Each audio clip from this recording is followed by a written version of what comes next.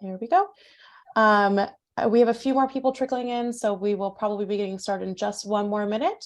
And I'm going to hand it over to our NOIAW president, Pat Tinto.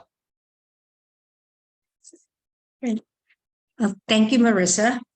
I guess I see we have over 40 people on screen with us now, so I guess I'll start. But I just want to say good evening and welcome to tonight's featured program. I'm Pat Tinto, president of NOIAW, originally from New York and Connecticut, and now living on the west coast of Florida in the greater Tampa Bay area.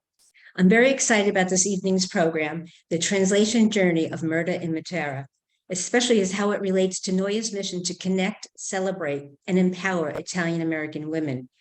Also, the subtitle of the program, How 3 Women Brought Their Story from Jersey to Southern Italy, underscores the theme of this March's Women's History Month, women telling their stories. In addition, this year, since NOIAW has organized a trip to Puglia in the Basilicata regions where Matera is located, we are happy to welcome many of those who have registered to travel with us in June. And we do have a number of board members joining us this evening. I see Maria Tambori, chair, and I see Diana Famia, vice chair. So also, if I don't know you're here, please acknowledge yourself in the chat. So a few logistics, as Marissa said, we have so many online with us. We will hold the questions till after the panel speaks and keep everyone on mute so not to disturb the flow of the conversation. But please take the time to enter your name in the chat and where you're from, where you're joining us. You may also enter any questions that I can direct to our guests during the live Q&A after they're finished with their conversation. Meanwhile, Helene Stapinski, who's the author of Murder in Matera, will lead the conversation. And she's joined by Donatella, the translator, and Catherine, the editor and publisher, who is here live from Puglia, where it is 10:30 p.m. So we thank you for making this an international program and for staying up long enough. We hope we don't bore you. So now I'm pleased to introduce you tonight our moderator and the author of Murder in Matera, Helene Stapinski. Helene is the author of 3 memoirs, Murder in Matera, a true story of passion, family, and forgiveness in southern Italy, Baby Plays Around, a love affair with music, and the best-selling 5-Finger Discount, a crooked family history, which was made into a documentary for public television and which she helped write and produce. Her latest book, The American Way, is a true story of Nazi escape, Superman, and Marilyn Monroe, and was published this February by Simon & Schuster. She writes regularly for the New York Times and teaches journalism at New York University. So now I'm pleased to introduce Helene and let her take it away, and we'll see you later during the questions and answers. Thank you. Thank you, Pat. So I'm going to introduce the other 2 speakers who are going to be here with me tonight in conversation. And then I'll go into a little bit of background on the book so you know what we're talking about, and then we'll take it from there. Catherine Salbashian, she's right up there at the top, wave, is from London. She has a degree in languages. She moved to Milan in 2004 and has worked as a translator and interpreter. She's also edited nonfiction essays, art books and magazines, corporate blogs, and has done plenty of copywriting. Her husband, Antonio Mendese, comes from 3 generations of bookstore owners and publishers in southern Italy. And in 2019, he launched his own publishing company, which he's now sort of a part of. She does her own thing too. She'll tell you all about that herself. Because of my very limited Italian and Antonio's very limited English, Catherine stepped into the breach and for other reasons as well, decided to edit this book. But she'll tell you more about that on her own.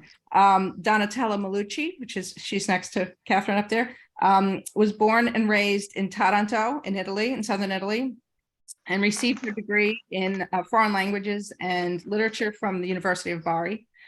She has a PhD in rhetoric, composition, and linguistics from Arizona State University. She joined Georgetown. Oh God, my dog, I'm sorry. She joined Georgetown in 2010. She teaches there full time. And when it comes to learning Italian, she pretty much wrote the book. She writes textbooks about learning Italian, and she develops curriculum, and of course is a translator. And she has translated Murder in Matera. which is now Mistero Matera. It's been renamed. Anyway, so I'm going to give you a little bit of background on the book and how it all happened. I had written my first book, Five Finger Discount, A Crooked Family History, about all my relatives in Jersey City. And it was all about all my crazy relatives, basically, and about the corruption in Jersey City. I wound up writing Murder in Matera based on one line that had been in Five Finger Discount. It was about my great-great-grandmother, Vita Galatelli, who had come from Southern Italy in the late 1800s, in 1892. And family lore was that she had murdered someone and was running away and came to America. And that's all I knew. I didn't even know where she was from. I didn't even know the town she was from. Everyone in our family thought we were from Naples. But of course, the boat left from Naples, so people thought they came from Naples, but actually we were from Basilicata, from a little town called Bernalda, which is in the province of Matera. Matera is the big city. So about 18 years ago, I guess, I went there for the first time and decided I was going to write about Vita, about the murder. So I went to Bernalda. And of course, no one would talk to me about it. It was just like, no, this is not happening. I was there for a whole month and I found nothing. I think I found maybe one birth certificate. And so I came back to America pretty dejected and upset that I didn't have any information about my family or about the murder. And I'm very stubborn, and everyone in my family, particularly women, are very stubborn, and I wouldn't give up. And so I decided I was going to keep pursuing it. And so I had little children at the time. I had a 1-year-old and a 4-year-old.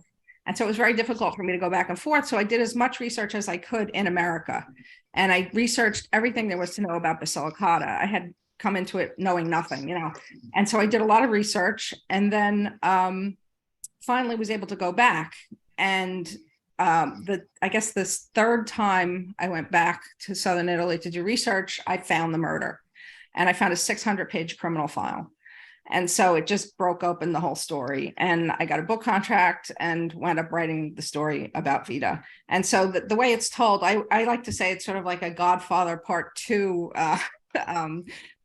format. It's me going there in the book and trying to find this. So you're in the present tense, but then you're going back in time to Vita's time. And I'm telling you the story of Vita, and you're going back. It's alternating chapters, basically. And so you're seeing my life as I'm struggling to find Vita's story. But then as I find those bits and pieces, you're seeing Vita's story unfold.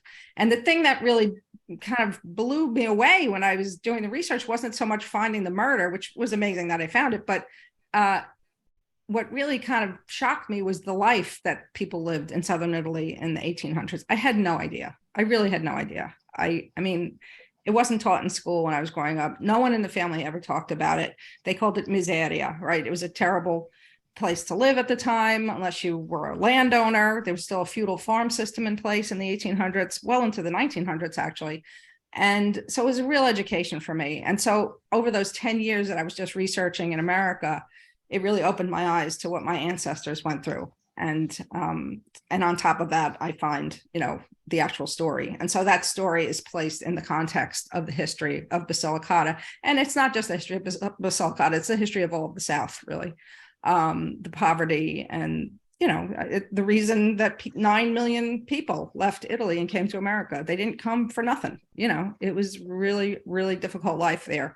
And so that's sort of what the book tells. It tells that story, not just the murder. It's not just a murder story. It's a history of the region. So wrote the book. The book came out. It was well received. It got great reviews. It did well. It's still in print. We sold the rights to a French publisher, and of course I was hoping to sell it in Italy, because many of the people who helped me research it were from the South and wanted to read it, and many of them couldn't read English, and I was really excited to have it translated into Italian. But right after the book came out, my editor left HarperCollins.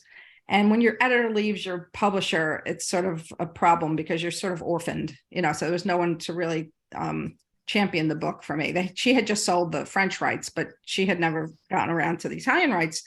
And the publisher owns the rights to the foreign, they own the foreign rights. They did own the foreign rights.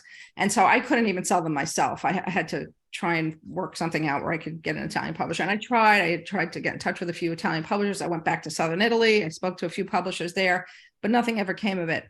And then back in, I guess it was the fall of 2020, which was like a couple of years after the book had come out, I did a NOIAW presentation with several other Italian-American female writers. And I was the moderator. And in that audience was Donatella, who's here tonight, of course. She's the translator. And so Donatella, can you take it from there? What happened? What you tell us what you saw that night and what made you get in touch with me? Okay, thank you, Helene. Thank you everybody for being here for this presentation. Yes, so I saw Helene's presentation about Mistero a Matera, and it was extremely intriguing to me because I love Matera. I'm from Puglia. My mother was born in a little town near Matera, and the title of the book is Murder in Matera. And my great-grandmother was murdered in Matera when she was 40. So when I saw the title, I said, oh my God, somebody's telling the story of my family. So I was intrigued by the title, by the love I have for Matera. And so I decided to read the book. And actually, the first time I didn't read it, I bought the book. I have it right here. It's right here with me. But I listened to it on Audible. And Helene reads the book. So I really liked it. I liked it. I liked her personality, the way she read the book, the way she wrote it. So I said, oh, this book should come out in Italy because it talks about Italy. And so I started researching and I found Helene's name, email address. And I emailed her and I said, hello, Natalia Melucci, would you like to meet and talk about? So we met on Facebook, on Skype. I think at that time was Skype, but Skype with Zoom. And I offered to translate her book. First of all, I asked if she was interested. And definitely she expressed her interest in translating it. It was the pandemic, and I needed something to get distracted. So I offered to translate the book, and I offered to do it for free. And I still did it for free, and I'm super happy I did it because it was a beautiful experience. I liked while I was talking to Helene, I actually see some connection, like really personal connections. Like I have known her forever, and so I got more convinced that I was supposed. I needed to translate the book. And so Helene accepted, and then we found out, for if we had the rights to do it from the publisher. So I had to go back to the publisher and get the rights back. I had to wrest them back from the publisher, which I did. So. Right. So, and then I started translating it a little better because, I was doing it during my free time. I teach at Georgetown. I had 3 kids, and so it's not easy. It wasn't easy, so it took a while. But in the summer, while I was translating, I went to Taranto, which is my city. I went to Italy. I went to Taranto, and I went to my favorite bookstore. Every time I go to Taranto, I go to this bookstore. The name is Mandese from the owner, and every time I go to the Mandese bookstore, I talk to the owner, and even if it doesn't remember me, because I go there just once a year or maybe once every 2 years, whenever I get to Italy. The first thing I ask him is, what book would you recommend? And he started telling me about all the books and the nice readings, everything that came out. And I end up leaving the bookstore with a bag full of like 10, 12 books. Then I had to put in my suitcase to fly back home.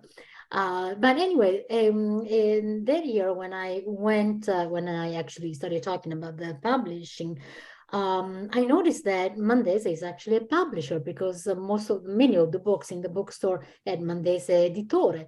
So I said, well, I am translating a book. Would you be interested in translating? And then I talked to Antonio Mandese, who was the son of the man I was talking to. So I started talking to Antonio.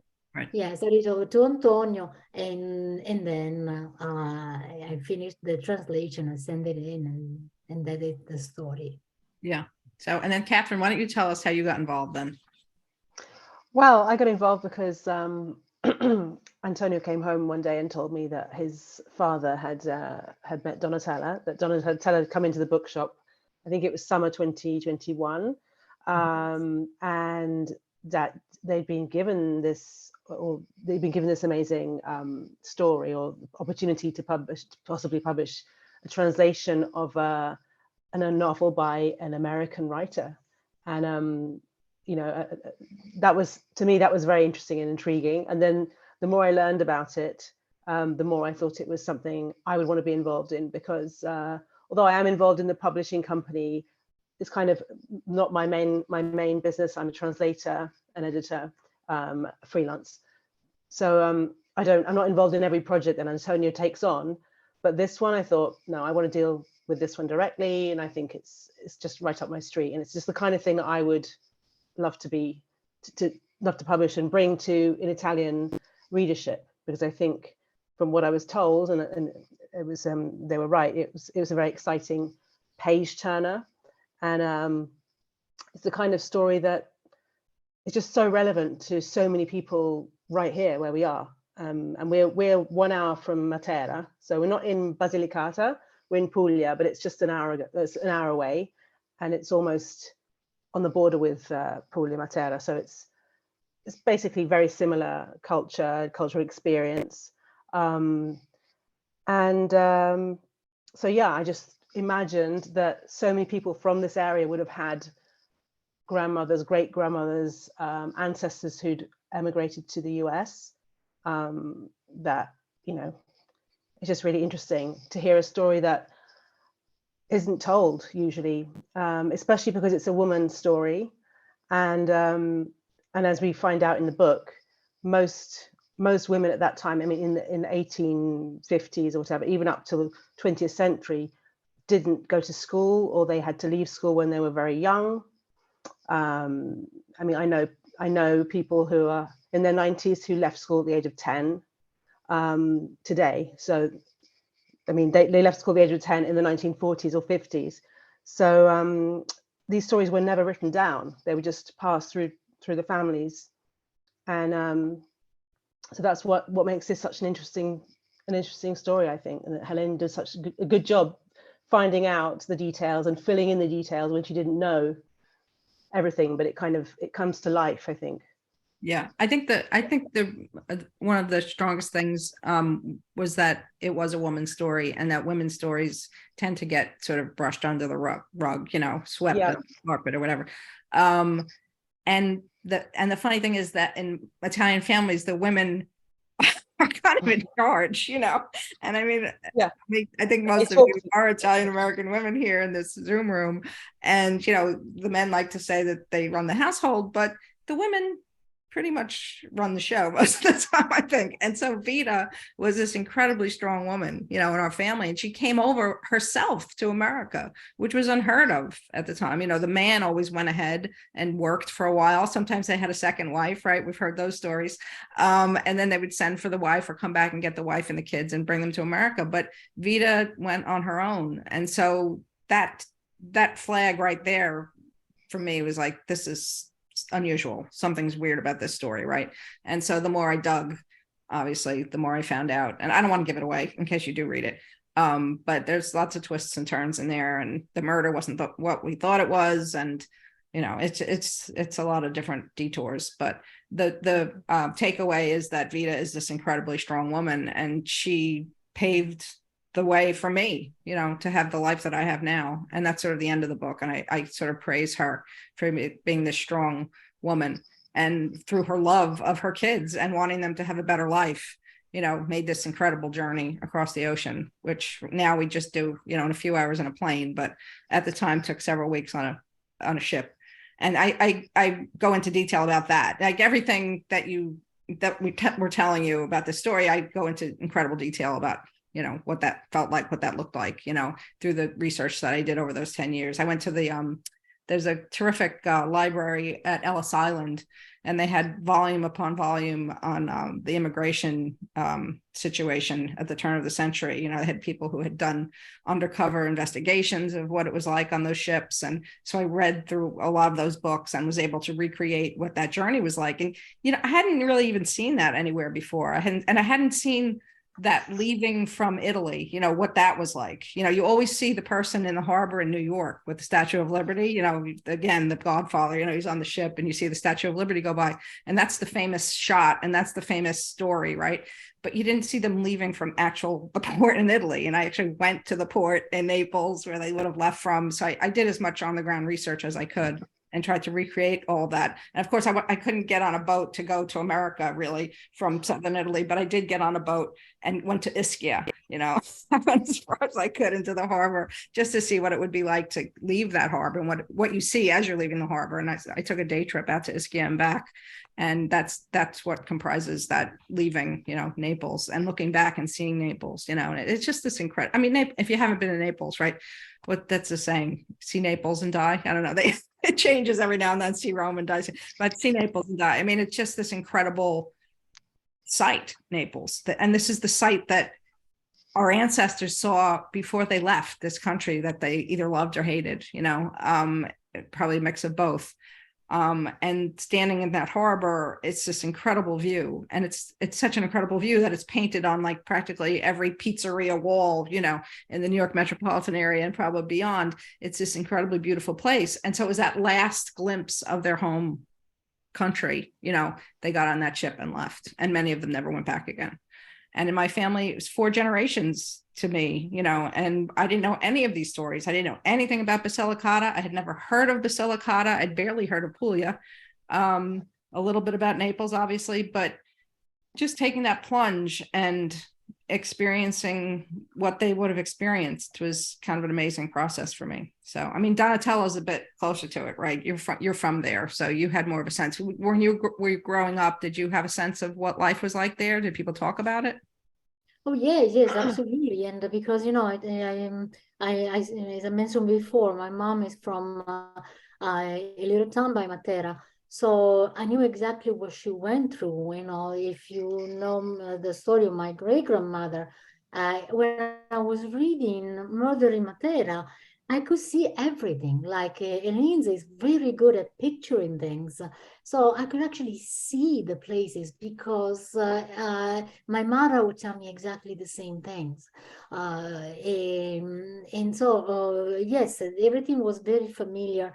The places, the situation, the poverty. And so for me, I was reading through something that was very familiar to me.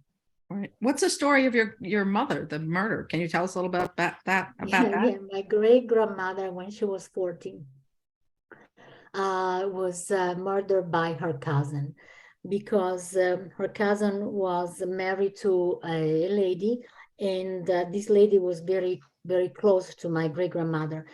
But her husband thought that she was cheating on him. Since her cousin used to visit my great-grandmother very often, he thought that it was simply a makeup for meeting her lover.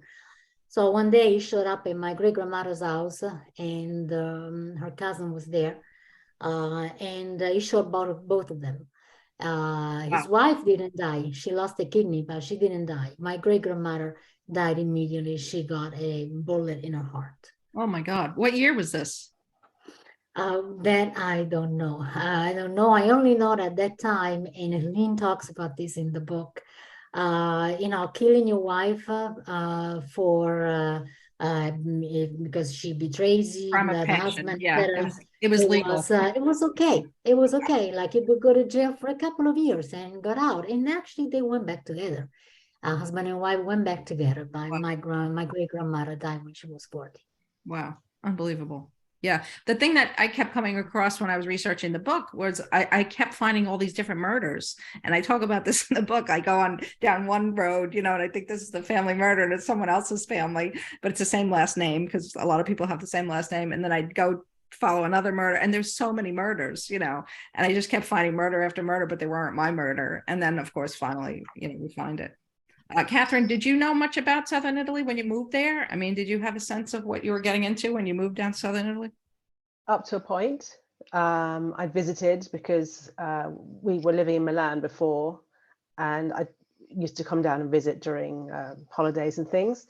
But living here is very different. It's like a different country, but from here to Lombardy, Milan. Right. You can imagine Milan is it's a modern city, especially now, and it's also very central in Europe. It's very well connected. You're very close to Switzerland, France, Germany, so on. So it's easy to get places from there. Mm-hmm. So it's very well connected. And then now we're sort of at the other end of the country, on the heel of Italy. Puglia is the heel of Italy, of course, of the boot. And so it's just physically very far from everywhere. It feels like you're very far from the action in a way, but it's a very slow pace of life. It's a different lifestyle. People are more easygoing. It's more, there's more sunshine and near the sea. So it's completely different place. It's and I didn't know that much. And it seems like now Puglia and Basilicata are becoming a bit more trendy, and people coming on vacation here. And I'm not sure about how many people in the US are aware of this area, but from where I am standing, and I know that lots of British people come on holiday here, French. I mean, where we live in a little town in a hill town called Martina Franca, which is in the province of Taranto. And it's a beautiful Baroque town, about 40,000 people. But in the summer, it's full of tourists. So it's obviously, become more famous, and but really as a vacation destination rather than somewhere you move to permanently, although there are lots of expats here as well. Right, so. Right. Well, I remember when I was researching the book, my Bible, at first was Christ Stopped at Eboli. Yeah. And I don't know if anyone's read that book, but it's an amazing book. If you haven't, you should. And the title means that I guess was it the last stop on the train, Eboli? I'm not sure, but wasn't it? He was probably Donatella knows more about this than I do, because I read it a long time ago. Yeah, so me too. It's 20 years. Yeah, it's the about book is titled Cristo si è fermato a Eboli. Yes. Yeah, Eboli is considered like sort of, if you went past Eboli, which it's in the south, but it's not that far south, that was sort of the end of civilization. And when you went past that, yeah, like past that, you cannot go anywhere else with the train. Yeah, by train. Where the train stopped. Yeah. Right. And so past that, which is where Basilicata and Puglia and all these places are, was considered uncivilized. Christ stopped at Eboli. And so it really is it's a whole different feel than the rest of Italy. You do feel very, very far away from everyone else, not just physically, but in every way. I think, it's just, it's very detached. It's very far. That's all I can say. It is very far. Although now we have lots of, as I say, tourist influx. Madonna comes on holiday here every August with her family up the road. Madonna, loads of other, film stars and so on. So Francis Ford Coppola's family is from the same town as my family. So Sofia Coppola had her wedding there in Bernalda. So it's definitely, those relatives of the Coppolas come all the time. Yeah. Also Matera in 2019, it was the European Capital of Culture. So that was a really important thing for Matera, because it meant they have lots of funding and they really developed it a lot. And there are loads of tourists there now, which there weren't before. When I first went to Matera, they're complaining about that now. Maybe some of them might go. Right. It's definitely changed a lot, hasn't it, Donatella? I don't know if you've noticed the difference in Matera from like 15 years ago compared to now. It's completely it has changed a lot. I remember when I was little, we didn't go often. My mother didn't really have good memories of her childhood.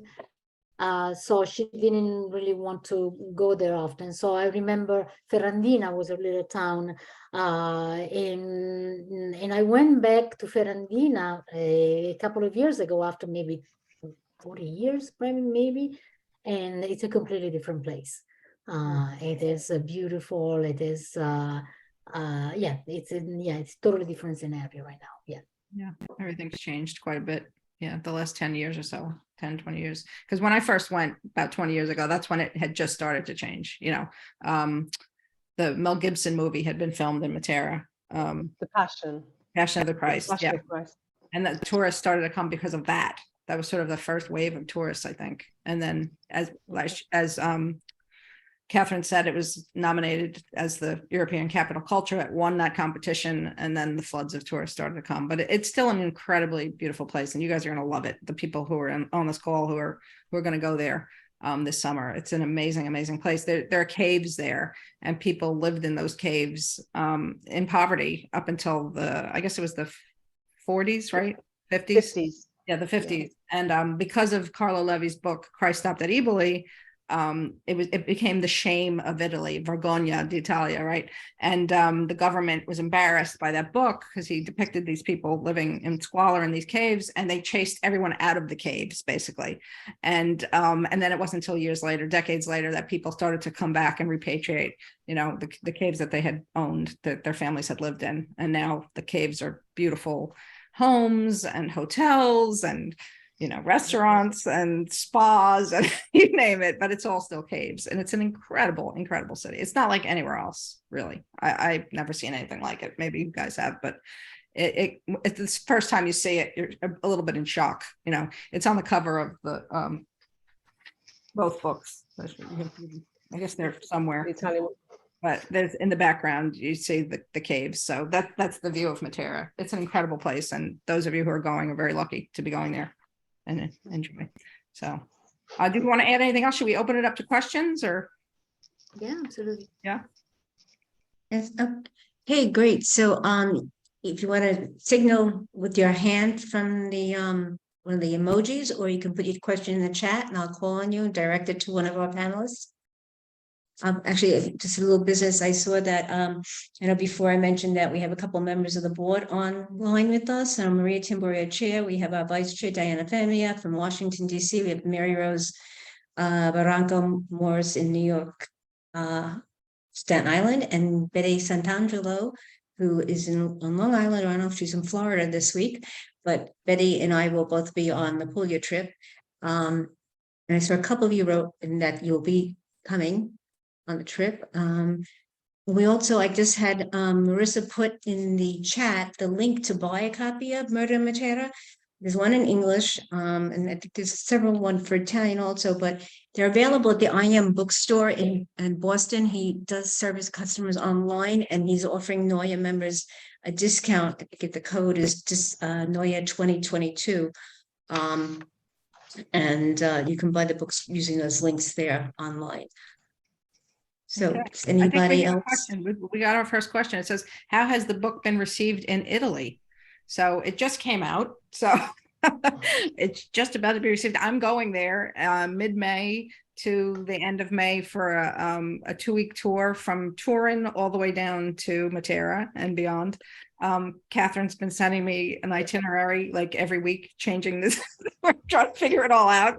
It's a work in progress. So I haven't experienced it yet. I haven't, I have a few friends who helped me who had read it in English, and they live in Italy and they were very happy with it. They loved it, but I haven't really experienced the reaction. Have you had any? Well, it's had good feedback. Everyone who's read it has responded positively, and sometimes they're also surprised about these stories because they don't really know about in such detail. They don't know about their own ancestors necessarily, and so it's that's what I thought when we first heard about your book, because it's the kind of thing it hasn't really been spoken about too much, especially in this region. I mean, we have like books like Elena Ferrante has written a lot about her family, and so, or not her family, but that area of Italy. But this is less explored. So it's been reviewed in some of the major leading daily papers. I'm sure we'll have more reviews when you come over, because that's we had a soft launch, as they say. Like, right. It came out in November. It did well over Christmas. Especially going back to my father-in-law in the bookshop, he loves selling your book to people, and he's very Okay. good at just at a local level, like Yeah. a local level. Yeah. Right. And I mean, I've heard him in action. He's quite impressive. Right. But yeah, no, it's definitely an Yeah, interesting it's gotten story great that reviews and people great press. I know every time people- something comes out, they send it over to me so I can read it. And of people course, are I can only intrigued read by it. my Italian is so bad I can read half of it. But my Italian class just started reading it, so we're reading it all together. So this is the first time I'm reading it Italian. Actually, Right, yeah. I'm very excited about it. Great. Let's- And I'm sorry, just Go ahead. noticed we had another question from Betty Santangelo. Betty, do you want to ask it? Unmute. Unmute. Yes, unmute. Hi, how are you? Helene, thank you. You may remember you presented for us in Manhasset when everybody Yes, loved I you. remember. Yes. I yes. remember you. And Yeah, that was a yes, great and crowd. That was a great. and I love the book. I'm going as Pat said, we're going on the trip to Puglia and Matera, and we're very excited. And my family is originally from Basilicata. But my question was, do you know why they moved the capital of Basilicata from Matera to Potenza? Do you know anything about that? And maybe somebody else. I actually don't know that. Do you guys know the answer to that? Catherine or Donatello, do you know why I believe it was about demographics, like it usually depends on the population, how many people live, etc. I think it was about that. Yeah, Yeah. that makes sense. Yeah. Yeah, because Matera had been the capital and now it's Potenza. And, you know, Potenza is a very modern city now because during the 1980 earthquake, a lot of the city was destroyed. And so there's a lot of very modern, you know, office buildings and things like that. Whereas Matera is very ancient looking and it has a modern component to it as well. But it's a very old city. But that's a good question. I'll do more research into that and I find out, I'll get in touch with you. Well, thank you. I'm very excited that it was translated into Italian. So Sure, very happy. Any other questions from anybody? I don't see any in the chat right now. Does anybody else want to have something they would like to ask? Does B have a question? Yes, B has a question. Oh, Unmute B? B. All right, yeah, B, you can, no, I asked you to unmute. Can you Okay. do it? Okay, we got you're I unmuted. got it. Go ahead.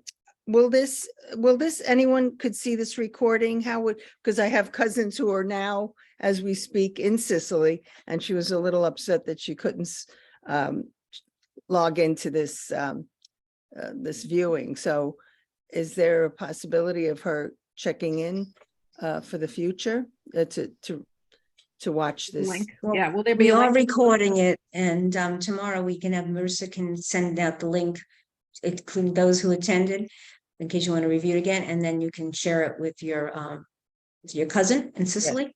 Great.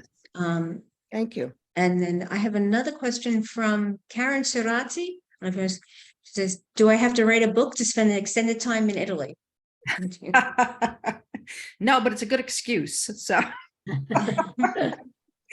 you know, when I first went to research the book, I didn't have a book contract. You know, I was just going on my own. And so what I did was I got an assignment for a travel magazine for travel and leisure. So they paid me to go. So that was that was my financing to go that first time. And that's the way I usually, a lot of trips like that. I've done that with other places that I've written about. If you can get a travel company or travel magazine to fund you. But then I was on my own, you know, after that first trip, I had to kind of figure it out myself. And of course, like I said, it took a long time to find the murder. And so there were a number of years in there where I actually wasn't traveling back and forth. I was just doing all the research here, you know, and it was after the kids were a little older that I was able to go back and forth a few times. And, you know, I joke around in the family that, oh, mommy's got to go to Italy, poor mommy, you know, this summer, this spring, she's got to do her research.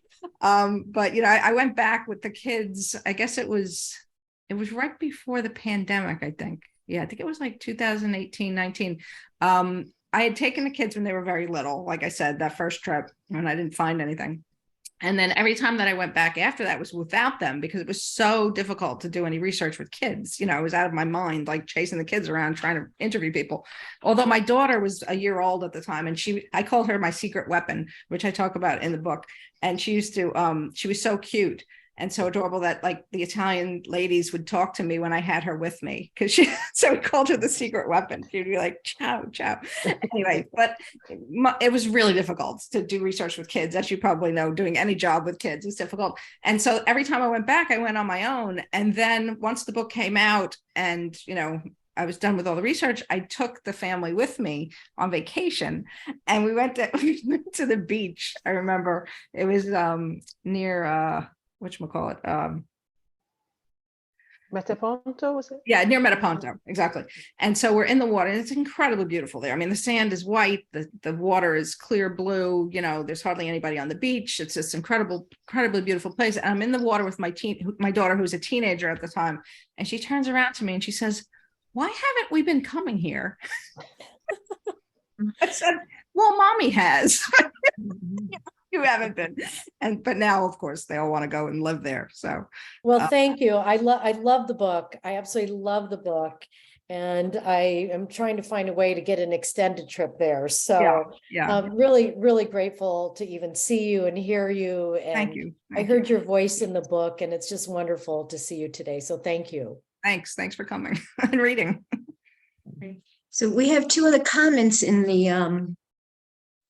the chat. It's not exactly one person wanted to ask a question. I guess was Carlos Patena Capiello Golden said, but it was a plot spoil, and she asked a poll if people had read the book if they would want her to ask it. So it was decided that we don't want to have a plot spoiler on.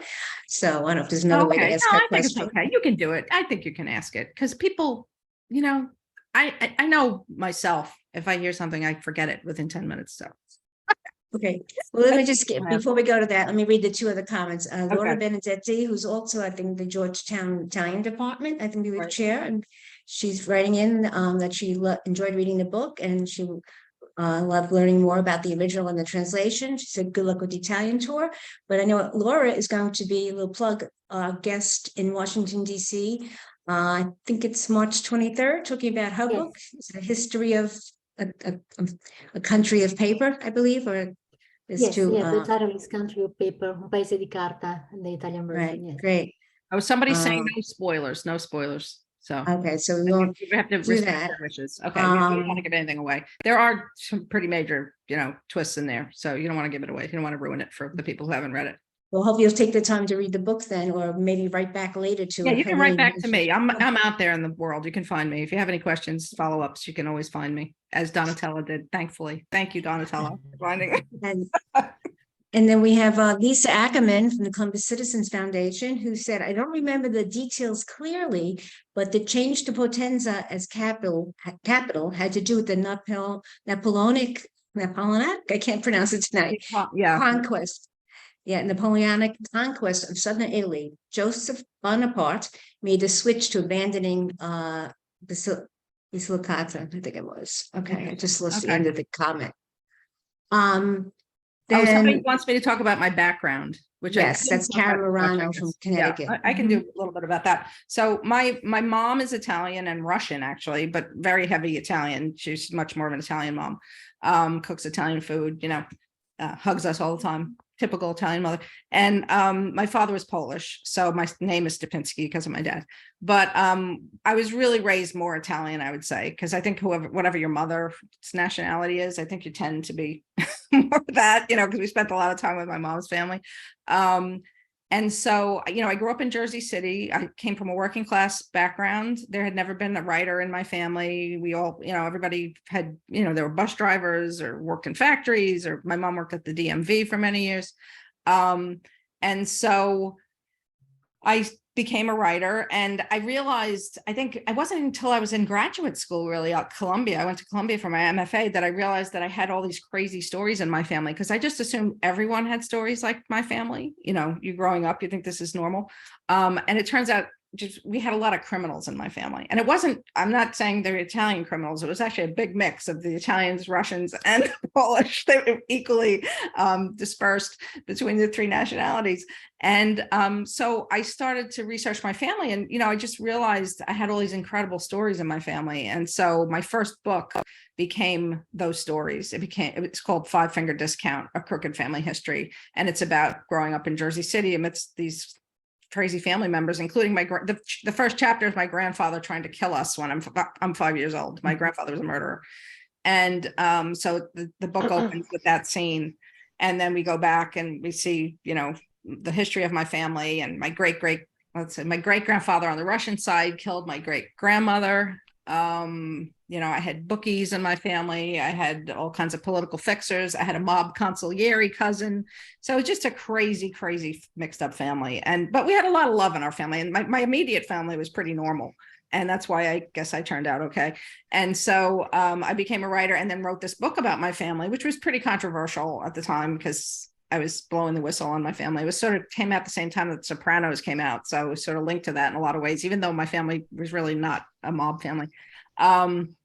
And so, yeah, so that was the story of the Jersey City version of my family, you know. And so this story about Vida was that going back in time and finding, where did we come from? You know, where does this, and the thing that nagged at me for many years was, is this a genetic thing? You know, is this murdering gene in my family? Like, are we a bunch of murderers? Like, how far back does it go? You know, because this story about Vida being a murderer had floated around forever. And so one of the things driving me to go to Italy was to find out if this was true, this story. And I just kept digging and digging until I found the murder. And I just, you know, I could have just done research forever and never found it, you know. And when do you finally decide, okay, maybe it's not out there, maybe the murder's not a real thing? You know, as I'm going through the card catalogs and the archives and all these different things, piles and piles and piles of documents about other family murders, right? When do you finally throw in the towel and say, maybe this didn't happen, you know? But I'm, again, like I said, I'm very stubborn, and I'm a great reporter, I have to say. I'm going to pat myself on the back. My husband always says there are two kinds of reporters: those who come back with excuses and those who come back with the story. And I always get the story. And so I was determined to find my family story. It was my family story, and I wanted to find it. And so I wouldn't give up. And so I did finally find, like I said, this 600-page criminal file. And it again just completely changed what I thought the story was. And that's what the second half of the book is about. The murder comes about halfway through the book, and then you find out there's all these other revelations. So the murder is just a little tidbit of it. It's not even the whole shebang. Okay. That was a great, interesting explanation. We have 4 more questions, so I want to try to get them in before 6:30, and then later, if we have time, I want you to explain what a 5-finger discount is, because I didn't know that when I first read the book. So you let's see, the name is Linda. Linda's iPhone is asking that she loved the book, but you mentioned a documentary done on the story, but that was on one of the other. No, the documentary was actually on 5-Finger Discount. That was on PBS. Yeah. So that was about the Jersey City stories, but you can probably find it somewhere online. If not, get in touch with me and I'll send you a link. But that was on PBS. Yeah, maybe Marissa could put Helene's email in the link in the chat. Is that okay? Okay. Yeah, absolutely. And then somebody said, Ellie Imperato said she missed what Catherine Sebastian's connection to the book is. Catherine, do you want to remind everybody? Sure, I'm the editor and also the publisher. My husband is the publisher, technically, although we work together on some projects. And I'm the editor, so I kind of oversaw the whole production of the book in Italian. I edited the translation with a mother tongue Italian copy editor and proofreader. So we worked together just on getting it ready for publication. And yeah, we're very, very small publishing company. So just a few of us doing lots of different things, juggling lots of different balls. Right. Right. Yeah. And then we have a question from, I discovered that my classmate from Barnard College is on, Dolores Brown. And she's asking, is the Italian they speak in Basilicata very different than classic Italian? I keep hearing that if I go to Naples, for instance, with rudimentary Italian I learned in an American classroom, I won't be able to get by. I would like to answer That's not that. true. I would like to answer that because I teach Italian, so and I know my place. So in Italy, we have dialects. In every region, every city has a different dialect, but the standard Italian is spoken everywhere. So whether you go to Naples or Basilicata or Torino or anywhere, everybody will speak Italian. So I would like to actually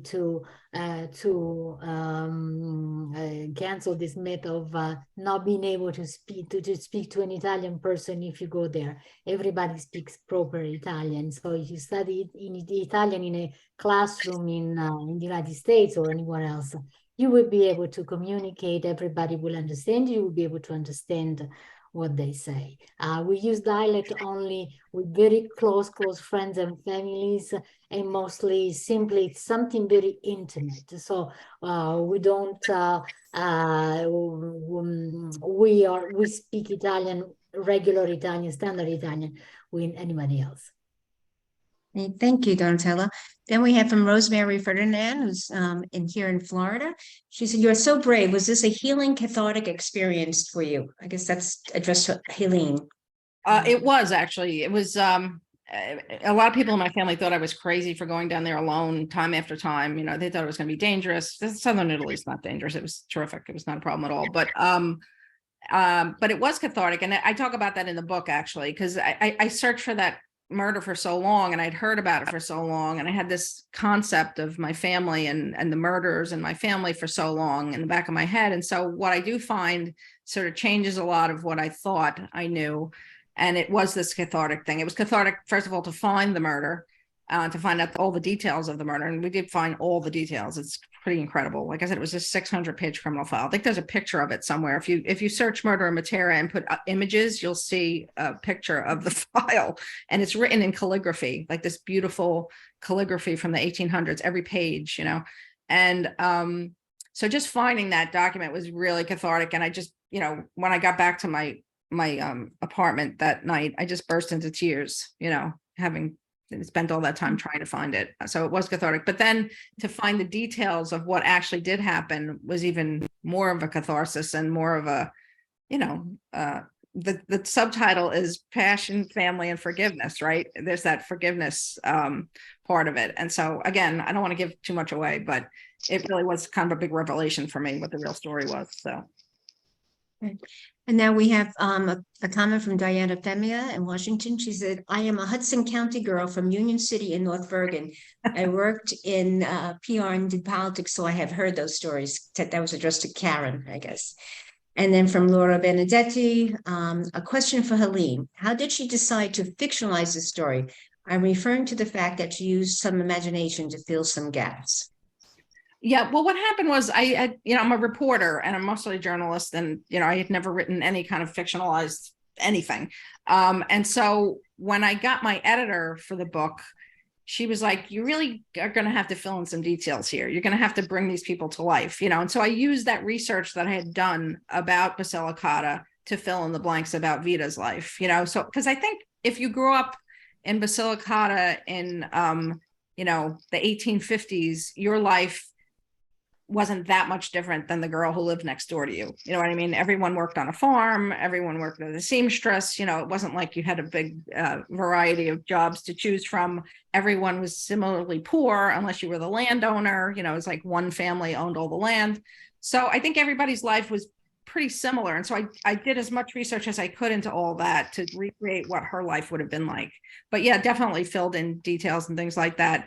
And I have a note in the book that, you know, I did fill in some color and some background because I didn't want anyone to get mad at me for not being completely journalistic. I tried to stay away from quotations, though. I don't like to make up conversations. You know what I mean? I just use a lot of description to tell you what it was like at that time. So, but the basic facts are all from the, you know, the files that I found and the research I found. So.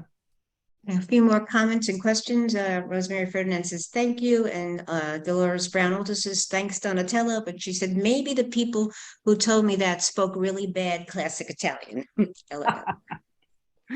didn't want to omit it. And then from Cindy Schuster, we have, "What was the beach town that you mentioned?" Oh, Metaponto. Yeah.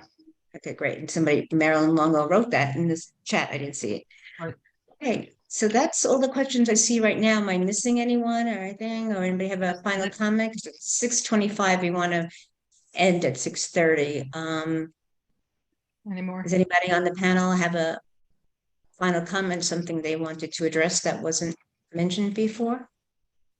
Somebody just mentioned that they thought they were from Naples as well. They thought their family was from Naples. And I found that again and again and again with people, people from Jersey City, particularly in Hudson County, all thought they were from Naples, and it turns out that Jersey City was a huge hub for people from Bernalda, from this little town in southern Italy. And I guess that happens, right? One person moved to a place and then their cousins come and then their neighbors come. And then you have a whole, the diaspora, right? All these people move to this new place.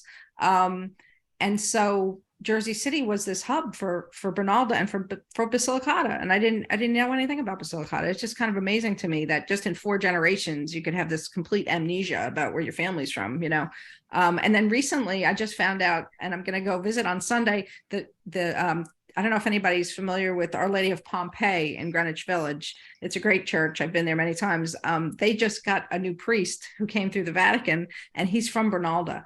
So I'm going to go and meet him on Sunday. So it's very exciting that this priest is in New York City. So Bernaldans are everywhere. So Basilicata is everywhere. Yes, I see here that I guess that question came from Janet, or a comment from Janet Spodala, right?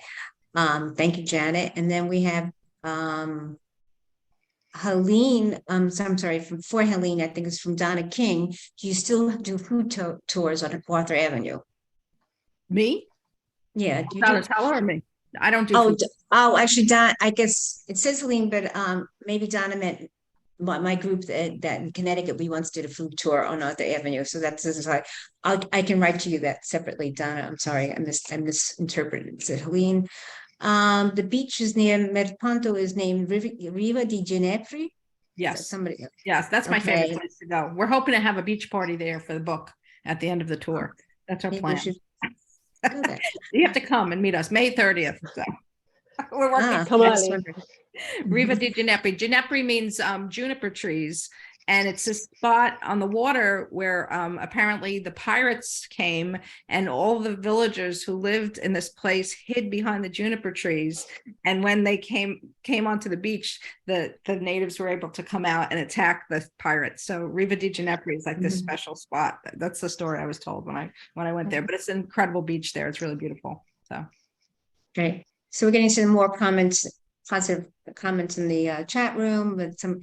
Karen Gallo said grandparents from Matera, and then Janet Spinella said she could only figure out what they said they were from Naples because not speaking English when they arrived, they'd say da Napoli because that's where the ship sailed from. There you go. Maybe that's where the ship. Yeah, even my parents sailed from Napoli and they came from Abruzzo, so that's possible.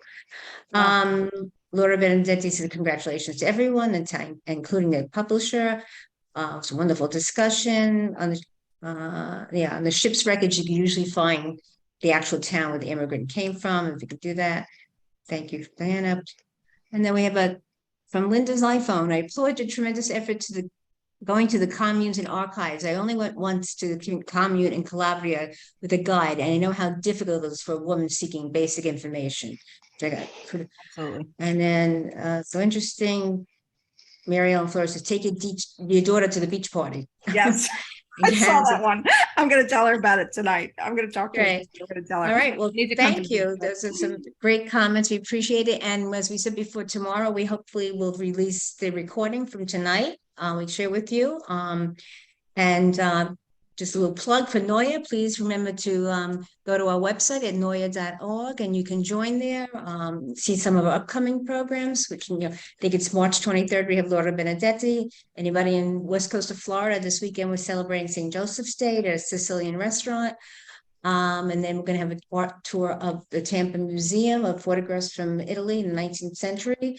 That's also in Florida, and Washington has Laura Benedetti's book. And then we're going to have a special national virtual program with Benedetta, Marissa, I forget her last name, Guida. She's an Italian Jew from, I forget what part, but she's living in San Diego now. She wrote a cookbook on not a cookbook, a history book on Italian Jewish food and the history from the different origins of this food from the diaspora. And she's going to be with us in a Zoom on April 3rd in the evening, just in time for Passover. If anybody is looking for new recipes. And thank you. So I guess that's about all the other Well, thank questions. you. or just- Thank you to NOIAW, because if it wasn't for NOIAW, we wouldn't have this book coming out in Italy. So I thank you. Yeah, I mean, like, We appreciate your recognition, and we're glad as you know, our mission, that we can see that it's actually working, that we were Yeah, able to connect exactly. you and Amazing. empower and tell this story. So Yeah. thank you very much again, everybody who's here. And, you know, you can email us if you need us at NOIAW, or call the office. You'll get Marissa on the phone. And we'll be happy to try to help you answer your questions. Great. All right. Thank you all for joining us tonight. Thanks, everybody. Good Thank night. you. Thank you. Bye-bye. Good night. Bye, Bye. Danica. Marissa can.